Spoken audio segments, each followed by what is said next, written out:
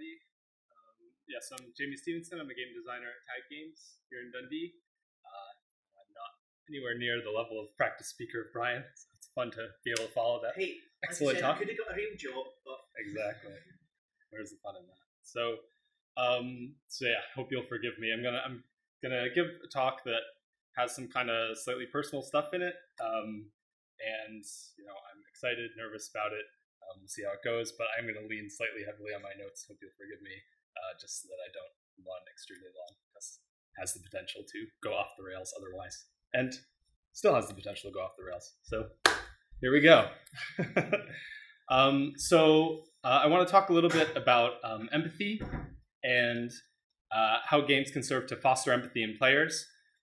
Ordinarily, my natural approach to examining this topic would be to try to come at it as objectively as possible. Anybody who works in the tag knows I very overly analytical and just try to come at things from many different angles when I'm thinking about them, for better or worse. And I'm not going to do that. Instead, as I said, I'm just going to try to step a little bit outside my comfort zone and talk a bit more personally. So I subtitled this talk The Transformative Power of Games, because I truly feel that the act of playing and making games has transformed the way I view my own life, the way I interact with those around me in profound ways. In this talk, I want to briefly share 3 personal examples of how games and game development have affected my perspective on the world and helped shape my values. Let's see if this works here. Oops, okay. Yep. So, just to make everybody aware at the outset, these stories do involve subjects that might be upsetting to some listeners, so please be advised. Talk does include trigger warnings for topics like transphobia, abuse of different natures, including sexual abuse, and life-threatening illness. So the first topic I want to talk about is inclusion. Segs nicely from what Brian was talking about, so I'm really glad that was an important element of your talk, Brian. So I'd like to start by sharing a quick excerpt from a really excellent book that I recommend everybody read by Anthropy called Rise of the Video Game Zinesters, and a much longer title beyond that, which you can read for yourself. In my view, she's one of the most eloquent writers on the topic of inclusion among game developers. It's currently producing output. So in her book, Anna writes, I once heard the criticism that the phrase, what video games need, can usually be more honestly rephrased as what I want from video games. In that case, what I want from video games is a plurality of voices. I want games to come from a wider set of experiences and represent a wider range of perspectives. I can imagine, you are invited to imagine with me, a world in which digital games are not manufactured by publishers for the same small audience, but one in which games are authored by you and me for the benefit of our peers. This is something the video game industry, by its nature, cannot give us.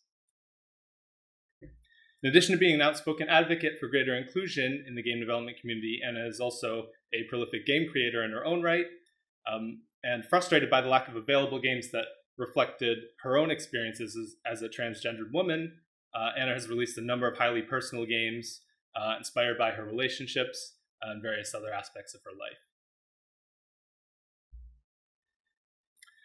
This is one of them. In 2012, Anna released Dysphoria, which is a free browser game about her experiences while undergoing hormone replacement therapy. The game, which is playable for free on Newgrounds via the link there. I can share this with anybody afterwards who doesn't have time to note it down at the moment. So it consists of a series of small interactive vignettes or sort of WarioWare-style mini-games that are woven together into what Anna described as a collage of her experiences and frustrations over the course of 6 months of her life when she was going through this. So personally, and going back to the quote, I share Anna's desire for our community to become much more diverse, and for our collective work to encompass a much wider range of designs and subject matter. And when I initially played Dysphoria, I was both deeply moved by it and filled with a renewed sense of hope that these dreams can, and indeed are, coming to fruition. But in order for that game development utopia, that we can envision to truly be made manifest, I think we all have a lot of work to do, all of us, myself included. So I want to share a quick story. When I first started working as a commercial game developer, this is, I won't say how long back, but a while back, I was fortunate enough to begin my career at a game studio that has garnered, I think, a well-deserved reputation for being highly inclusive. The studio was actually comprised of a balanced gender ratio and an equal number of team members who were male and female, which, as any of us who work at a game studio or is just aware of the games industry knows, still unfortunately a rarity, quite a rarity. So,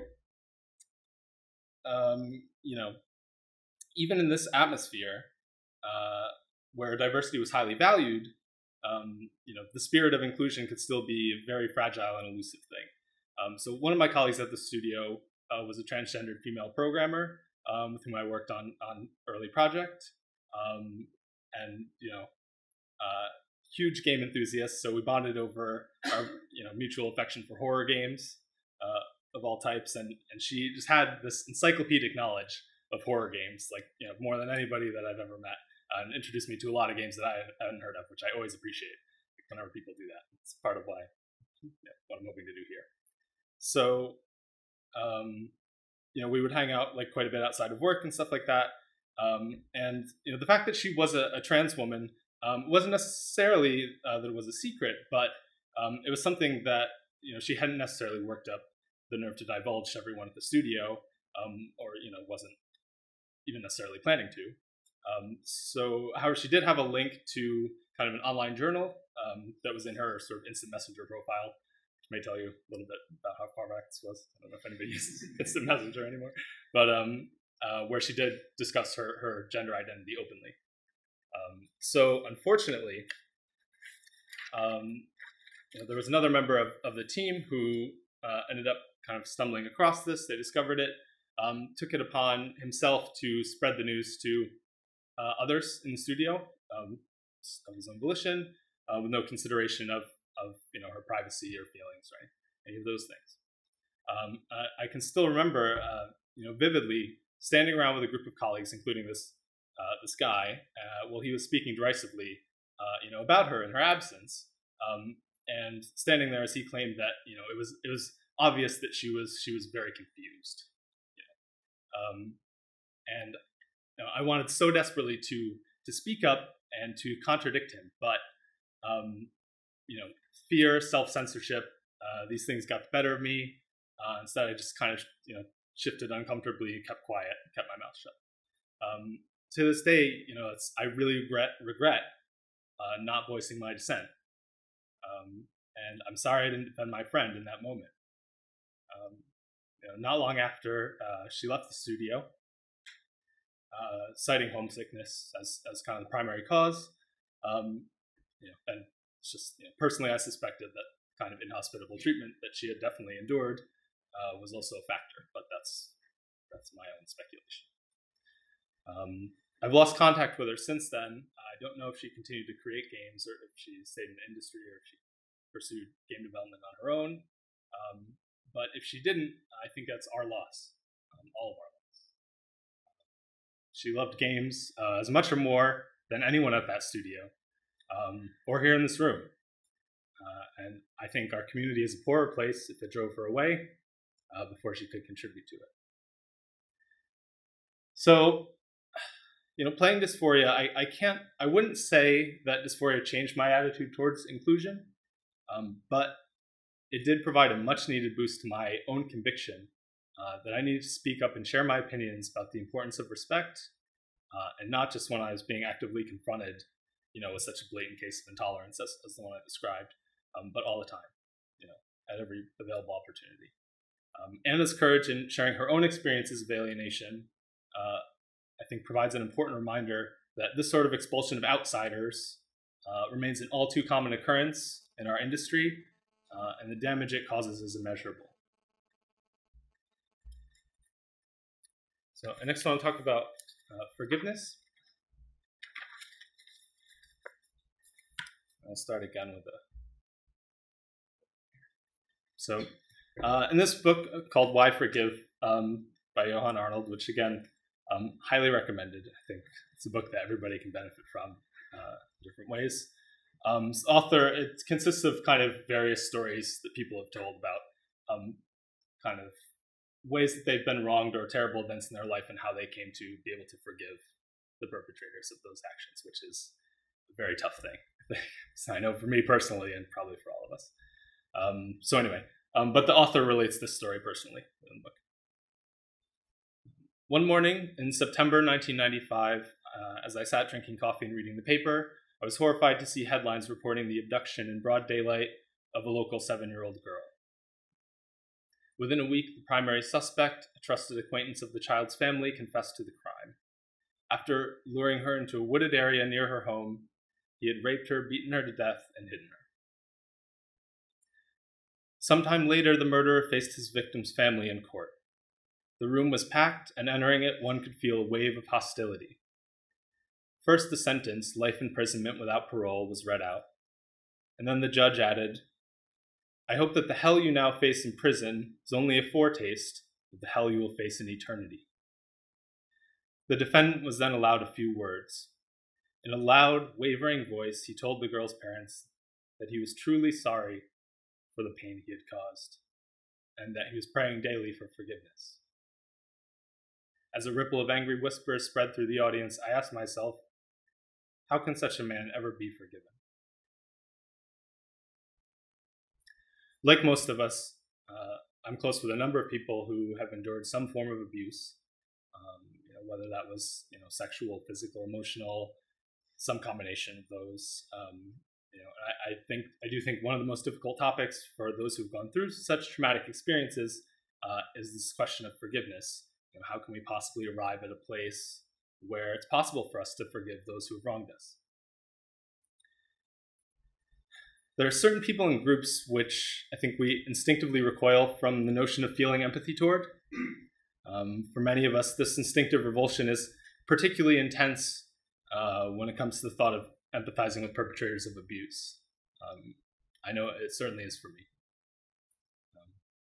This feeling is also precisely what made my first exposure to The Baron by Victor Geisber's such a challenging experience. C.S. Lewis once said that real forgiveness means looking steadily at the sin that is left over without any excuse after all allowances have been made, and seeing it in all its horror, dirt, meanness, and malice, and nevertheless being wholly reconciled to the person who has done it. That and only that is forgiveness. The Baron is a free text adventure game or interactive fiction, work of interactive fiction, if you like, that does precisely that by casting the player in the role of an abuser and then turning an unflinching gaze on the motivations that cause such abuses to be perpetuated. The game continuously circles back on the same questions and topics, each time from a different angle with a slightly different kind of metaphorical framing. The characters that engage the player in conversation prompt them to not only choose their actions, but to elaborate on the reasons why they have performed them. In doing so, without, and this is key, without pronouncing any authorial judgment on the player's responses, because the game maintains a very neutral tone to the choices that the player makes. The Baron deftly acts as a catalyst for introspection, while ultimately leaving the act of reconciliation or the rejection of reconciliation in the hands of the player.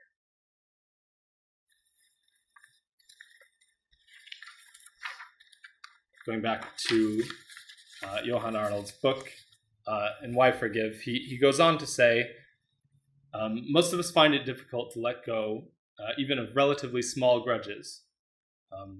Yet restoration or reconciliation, call it what you will, demands not only that, but the active attempt to embrace a person whom it would be far easier to avoid.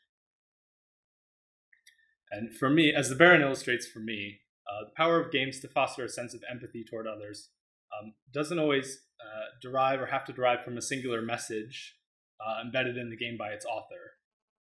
This to me is a great part of the appeal and potential of games.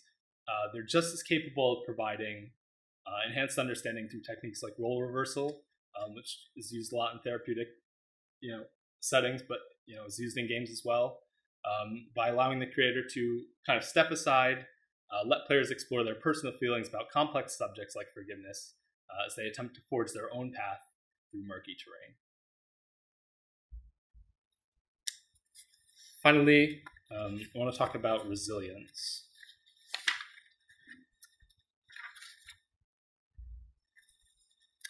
So some of you might be familiar with this. This is commonly referred to as the Serenity Prayer.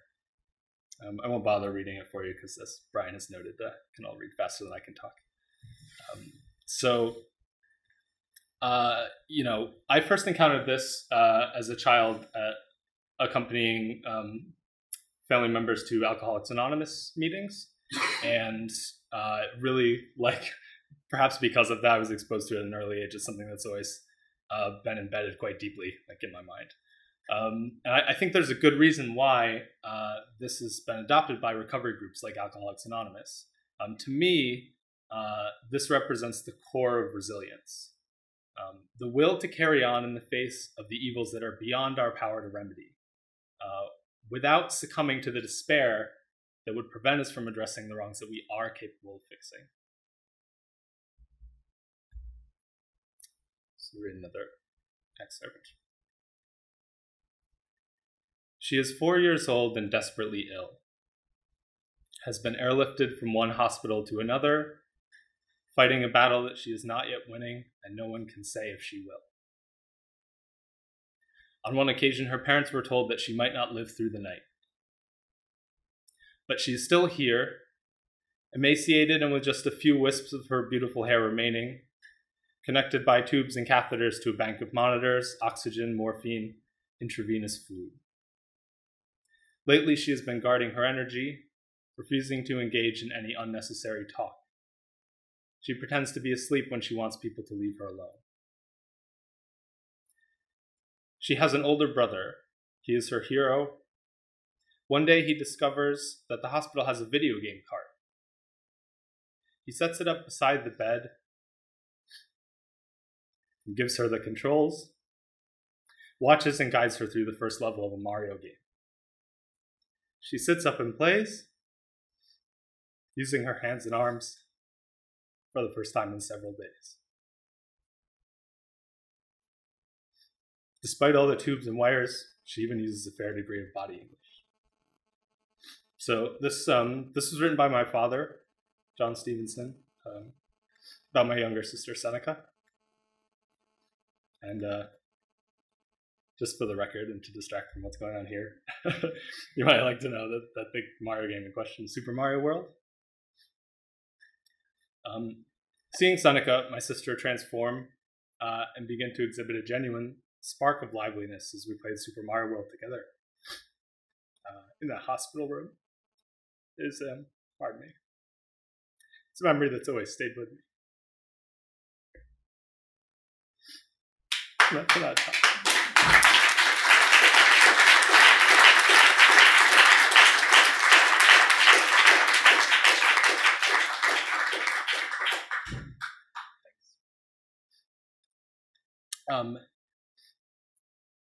As Seneca's older brother, I was always felt very protective of her. And this was the first situation that I can remember being in that really forced me to confront the limits of how much I could truly protect her. For the last few years, I've noticed an increasingly dismissive attitude among certain developers when discussing games that they deem to be little more than power fantasies or escapism. I think part of this backlash comes from the fact that we've been fed the same repetitive power fantasies by the same homogenous group of creators for so long, as Brian noted. But when I think back to how powerless we all felt in the face of Seneca's illness, it reminds me of the value of power fantasy and escapism. When you're in a situation where temporary escape truly can be a blessing, and perhaps can even be the most humane recourse available at times. On the other hand, to return to the tenets of Alcoholics Anonymous that I was discussing earlier, I think the true spirit of resilience ultimately resides not in simply distracting ourselves from our own powerlessness, but in acknowledging the limits of control we have over our own lives, and then relying on one another to help ourselves endure the difficult times that inevitably arise.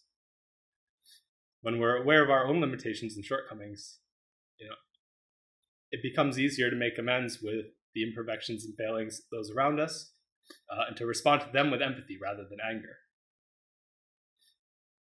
I grappled with these issues of acceptance frequently in the wake of Seneca's diagnosis, and I continue to grapple with them today.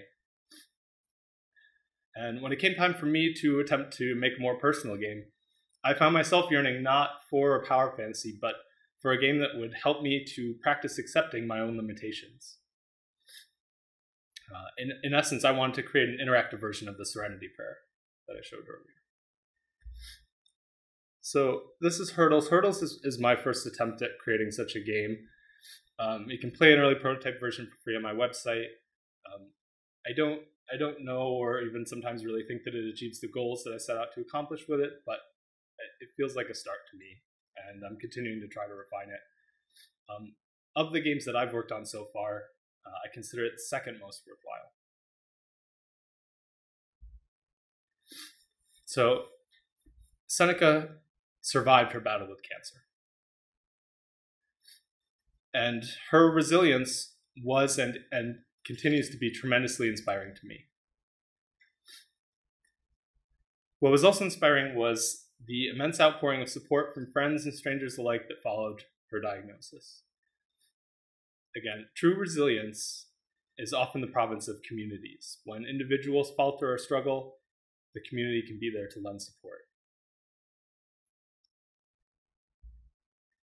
So here's one example.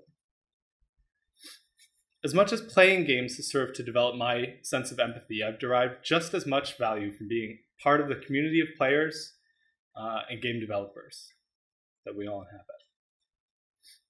Whether through charities like Child's Play or the Games for Health initiative, including titles like Genes in Space, we'll be hearing about shortly, I promise,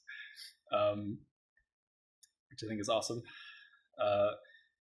There are countless ways that the community demonstrates compassion for those in need, that our community demonstrates it. I think it's important to take note of those.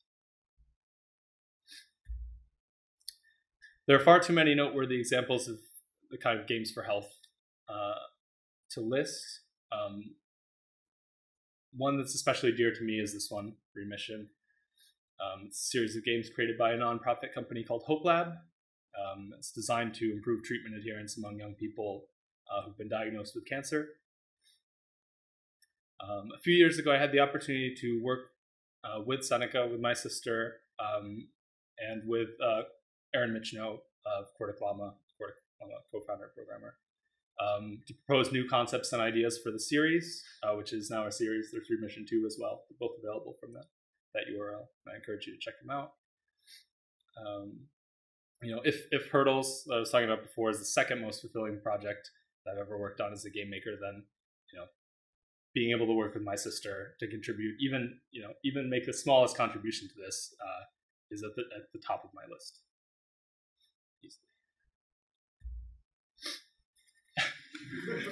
Figured I'd try to put in something funny at the end.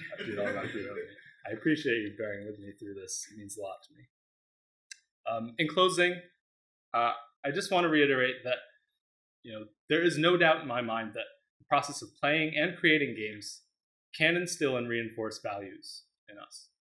Sense of empathy, related concepts of inclusion, forgiveness, and resilience that I discussed here are just the tip of a vast, largely untilled landscape of concepts that games can explore. But it's up to us to decide whether that terrain continues to bear fruit or whether it's left to wither and become fallow. I believe that the capacity of a creative medium to foster empathy and understanding is an important yardstick for gauging its maturation into a form with legitimate cultural value and staying power. If we judge games according to this criteria, by the ability they have to facilitate self-reflection, help us to explore new perspectives, I believe that they undoubtedly live up to the standards required to ensure that they remain relevant to our daily lives. The day I stop believing that is the day I stop creating games, which I don't expect will ever come.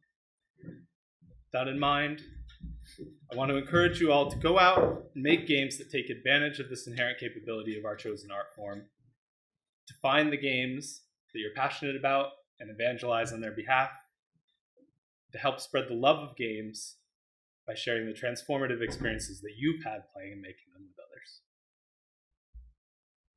Thank you.